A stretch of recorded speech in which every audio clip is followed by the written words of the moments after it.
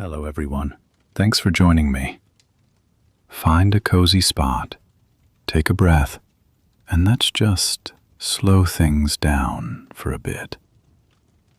Picture a forest where the trees are tall and thick, where the air is warm and heavy, and where the ground is full of life. Now picture a plant, a tall, thick grass, growing quietly in that forest. Nobody planted it. Nobody planned it. It just grew. And one day, a long, long time ago, someone reached down, pulled it from the ground, and bit into it. And what they tasted in that moment changed the entire world.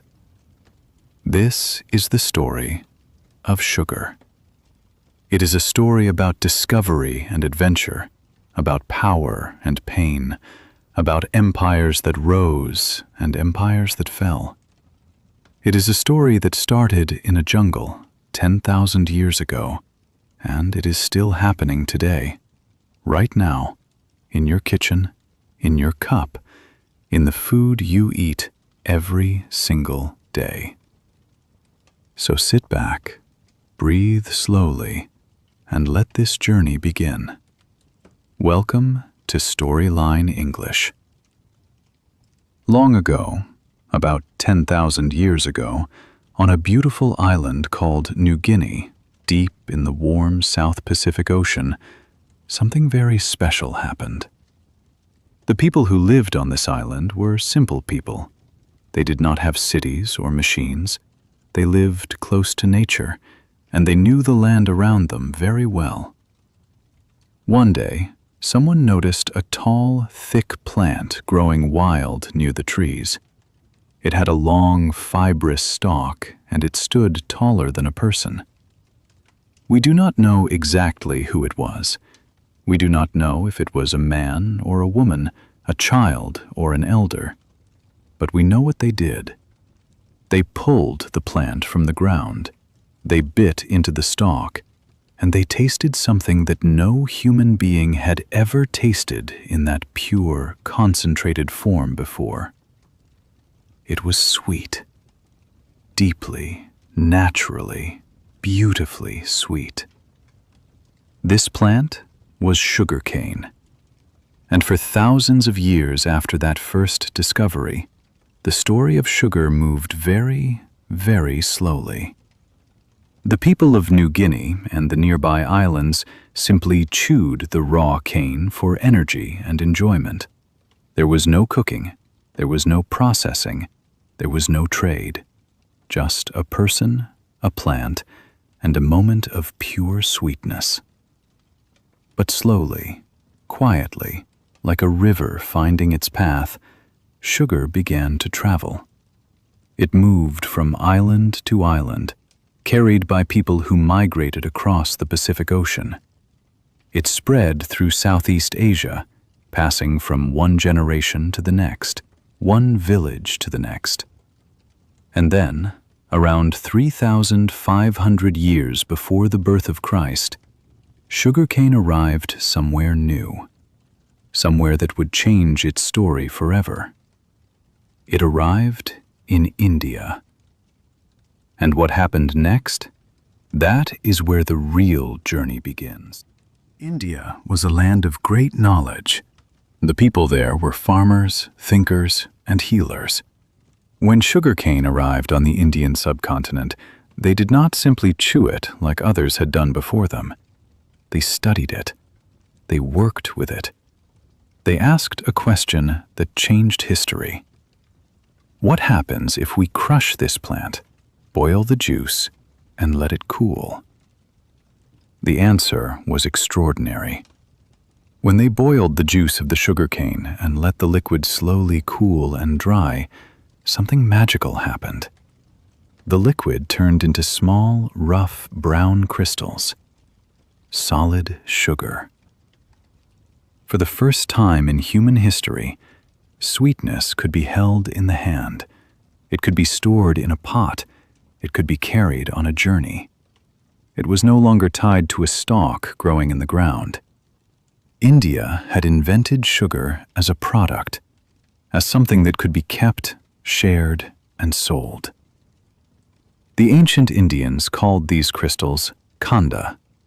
This is the word that thousands of years later became the English word candy. Even today, when you eat a piece of candy, there is a small piece of ancient India inside that word. In those early times, sugar was not ordinary food.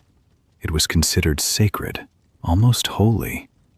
Ancient Indian texts describe it with great reverence and respect. Physicians across the subcontinent recommended it as medicine. They prescribed it for headaches, for stomach pain, and for many other ailments of the body. Sugar was rare. Sugar was precious. Sugar was power. But the world outside India did not yet know this. That was about to change, because a great army was marching east, and it was about to taste something it had never imagined. Around 326 years before Christ, one of the greatest military leaders in history sent his armies east into India. His name was Alexander the Great. His soldiers were strong and experienced. They had seen many things. They had fought in many lands. But what they found in India surprised them. One of Alexander's officers, a man named Nerkes, wrote about a remarkable plant. He described it as a reed, a kind of tall grass that produced honey without bees. Think about those words for a moment. Honey without bees. To the Greeks, honey was the only source of sweetness they knew. It came from bees. It was natural, and it was precious. But now, here was sweetness, pure, concentrated sweetness, coming directly from a plant, from the ground itself. It seemed almost impossible. The Greeks were amazed. And yet, even with this discovery, sugar did not travel quickly into the Western world. It remained a distant curiosity, something exotic, something far away, something that very few people in Greece or Rome would ever taste. When sugar did eventually appear in the markets of Rome, it came in very small amounts and at very high prices. Roman doctors used it, not as food, but as medicine. A single pound of sugar could cost the equivalent of a full month's wages for an ordinary worker. It was locked away. It was guarded. It was prescribed like a rare and powerful drug. And so, in Europe, sugar remained this way for nearly 1,000 years. Not a food, not a treat, a medicine, a luxury, a mystery. The people of Europe ate their bread and their vegetables and their salted meats, and they knew almost nothing about this strange, sweet substance growing far away in the tropical lands of Asia. But there was a group of people, traders and scholars in the Islamic world, who were about to change everything. Between the 7th and 13th centuries, the Islamic world experienced a golden age. This was a time of great learning, great discovery, and great trade. Arab scholars studied science, medicine, mathematics, and agriculture, and they became deeply interested in sugar. Arab chemists and traders took what they had learned from India and went further. They developed new and better ways to refine sugar, to clean it, to purify it, to make it whiter, finer, and longer lasting than anything India had produced before. They built sugar mills across Persia, across Egypt, and across North Africa. They planted sugar cane wherever the warm climate allowed, and they traded refined sugar across the known world, from the Middle East to the edges of Europe. For the first time, sugar became a commercial product, something bought and sold on a large and organized scale. When European soldiers, the Crusaders, arrived in the lands of the Middle East in the year 1096, they found sugar already woven into everyday life there. It was in the food, it was in the medicine, it was on the tables of merchants and kings. The Crusaders tasted it, and they were amazed. They called it a most precious product. They called it a gift from the East. And they began bringing it back to Europe, packed into bags, carried alongside their swords and their holy relics. Sugar was coming to Europe, and a city sitting at the crossroads of East and West was waiting to receive it. That city was Venice. And what Venice did with sugar, and the fortune it built, is one of the most fascinating chapters in this long and remarkable story. Venice was a city of merchants, a city of water, and a city of enormous ambition. It sat at the edge of Europe, connected to the trade routes of the East, and its merchants were among the most clever business people in the world. When sugar began arriving from the Middle East, Venice was ready. Venetian merchants imported raw sugar, refined it in their own workshops, and then sold it across all of Europe at very high prices. For about 200 years, Venice held what is called a monopoly, meaning they controlled almost all the sugar that came into Europe. And the profits were extraordinary. In medieval Europe, sugar was treated the way we treat gold today. Kings displayed great sugar sculptures at royal banquets, not to eat, but to show their wealth. The English royal household kept detailed records of their sugar supplies, the same way governments today record their gold reserves. At the wedding celebration of King Henry III in 1236, the royal household spent more than £300 on sugar, a sum worth more than a year's income for many workers. Apothecaries, the pharmacists of those days, locked sugar behind their counters, next to opium and rare spices.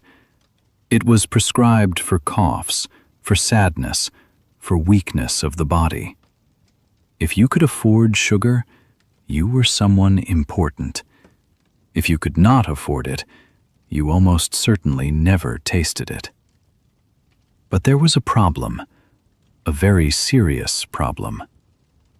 Sugar cane needs warm, tropical weather to grow. You cannot grow it in England. You cannot grow it in France. You cannot grow it in Northern Europe. And the supply chain, the long, expensive route from the Middle East through Venice, was slow, unreliable, and politically complicated. European demand for sugar was growing fast, but the supply could not keep up. And so, powerful European nations began to look for another answer. They looked west, across the ocean, toward a world that most of them did not yet know existed. In the 1400s, the small nation of Portugal began exploring the Atlantic Ocean. Portuguese sailors were brave and curious. They wanted to find new trade routes, new lands, and new opportunities. And on several Atlantic islands, Madeira, the Canary Islands, São Tomé off the west coast of Africa, they made a very important discovery. The climate on these islands was warm and wet, perfect for growing sugarcane. So Portuguese planters set up the first European-controlled sugar plantations. But growing sugarcane is not simple work. It is long, painful, physically exhausting labor. Planting, cutting, hauling, and processing in extreme tropical heat, sometimes 18 to 20 hours a day during harvest season. First, the Portuguese used European workers and convicts, but that arrangement did not last long. And so they made a choice, a terrible, dark, and devastating choice. that would shape the next 300 years of human history. They began using enslaved Africans. The sugar plantations of São Tomé became a testing ground for what would become one of the most cruel labor systems the modern world has ever seen. And when Christopher Columbus crossed the Atlantic Ocean in 1492, he carried sugarcane cuttings with him on his second voyage.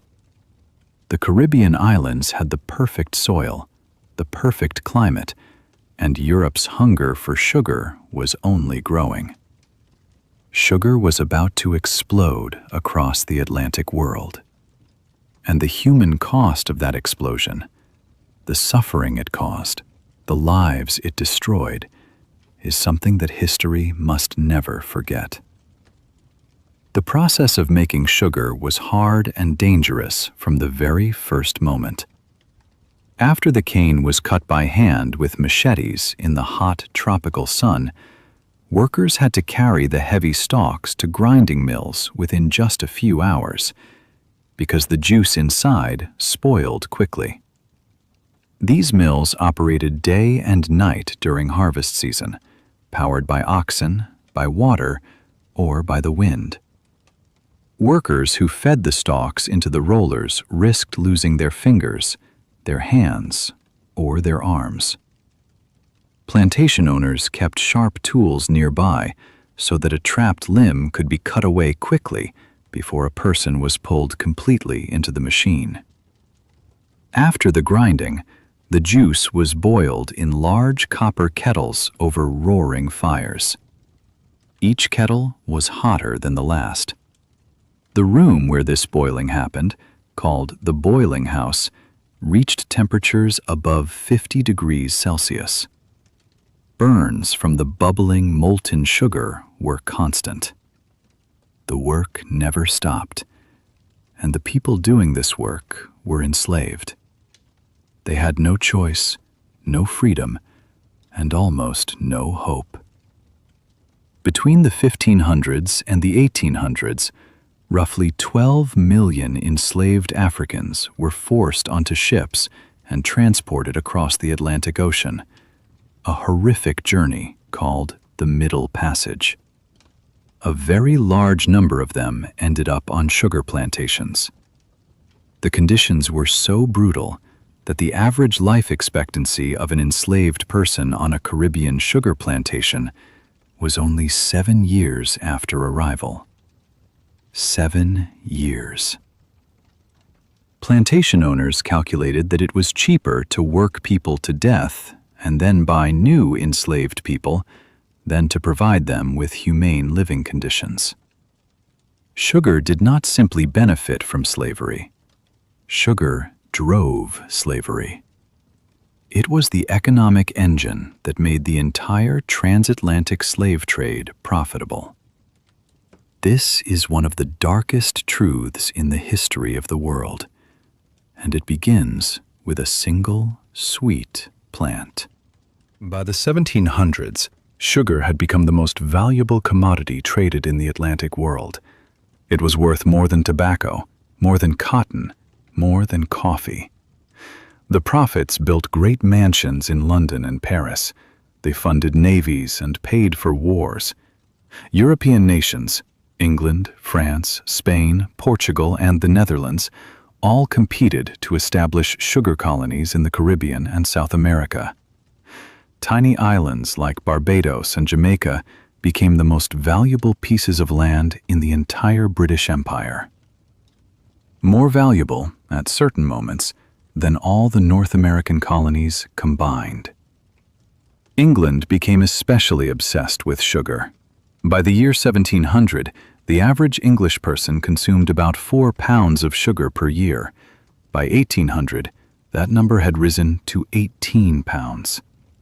Sugar had moved from a luxury only the wealthy could afford to something the middle class expected in their afternoon tea every single day.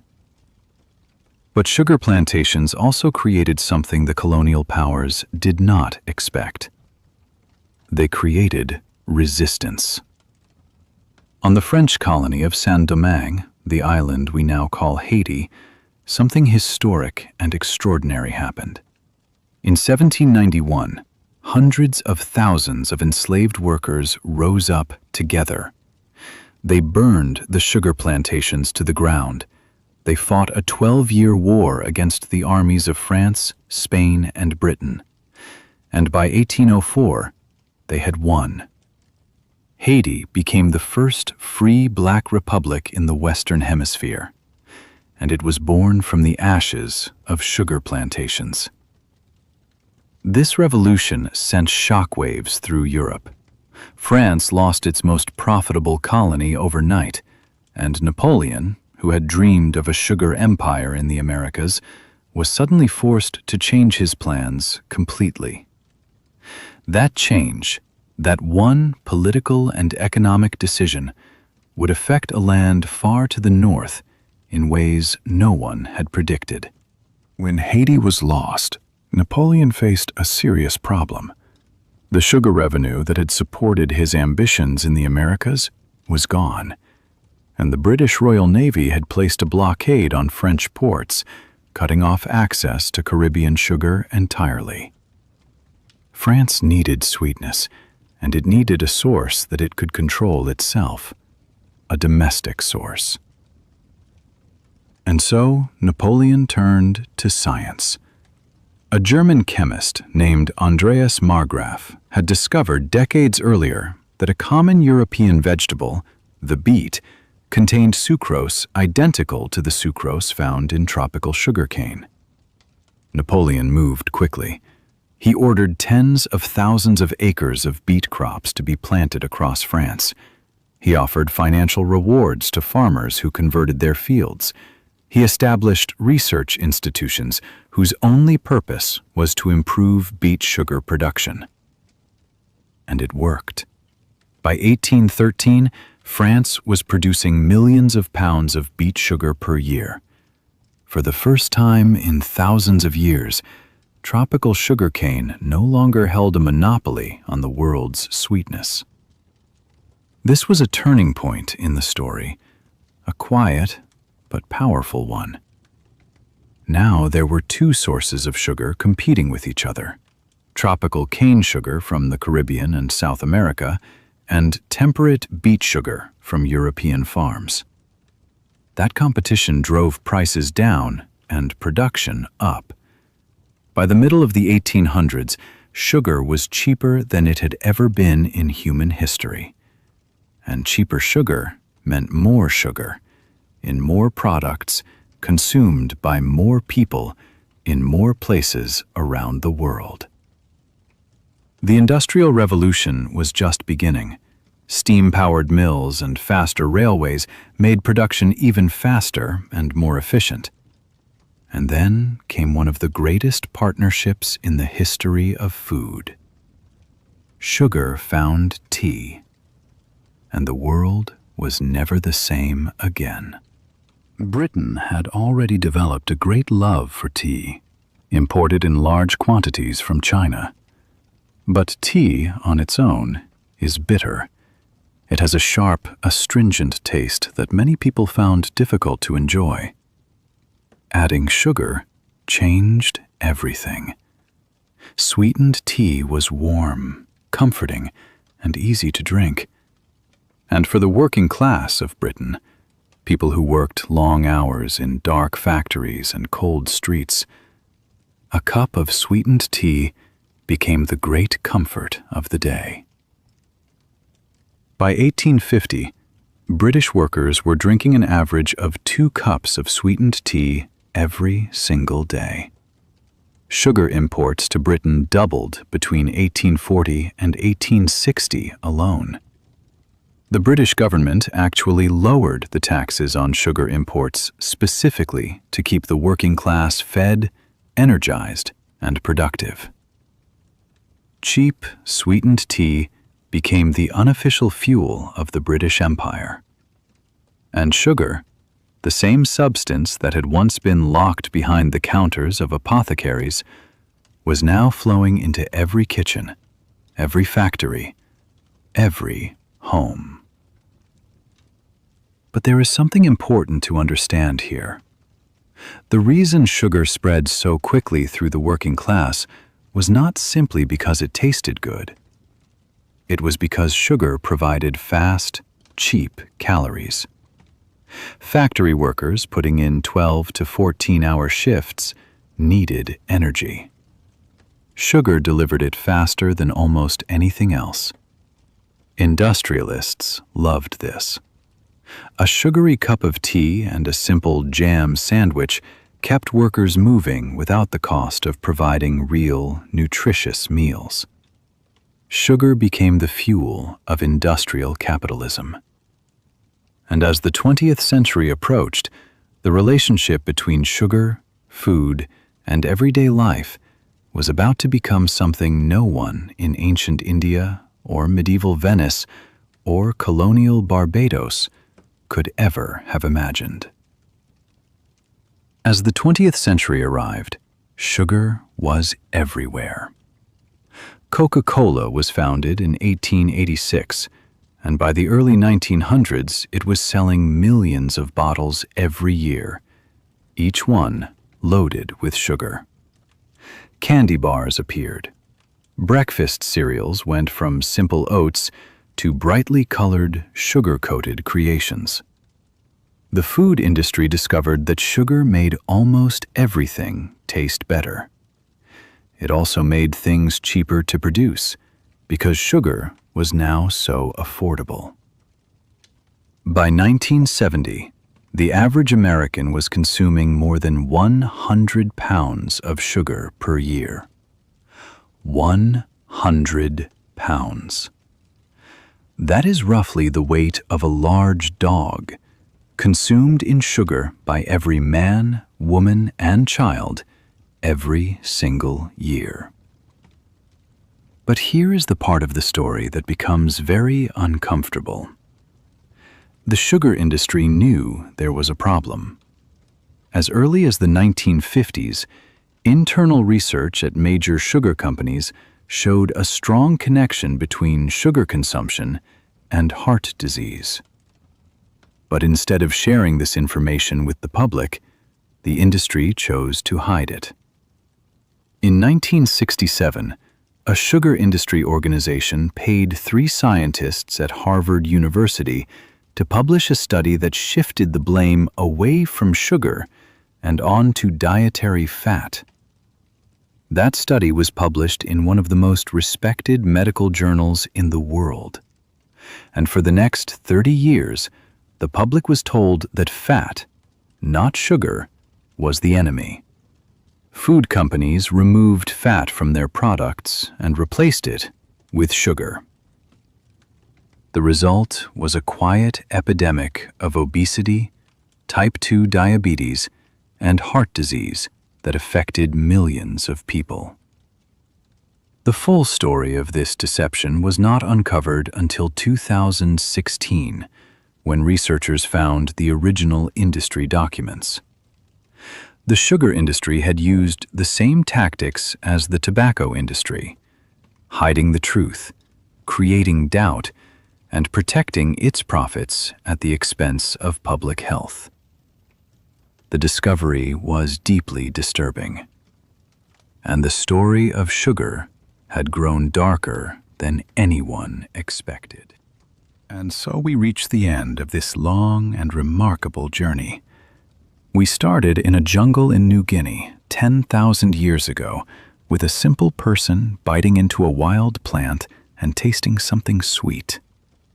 And we have traveled across oceans and continents, through empires and revolutions, through moments of great discovery and moments of great pain. Sugar built fortunes, and it destroyed lives. It created new nations, and it toppled old ones. It crossed the Atlantic in the hands of colonizers and in the suffering of millions of enslaved people.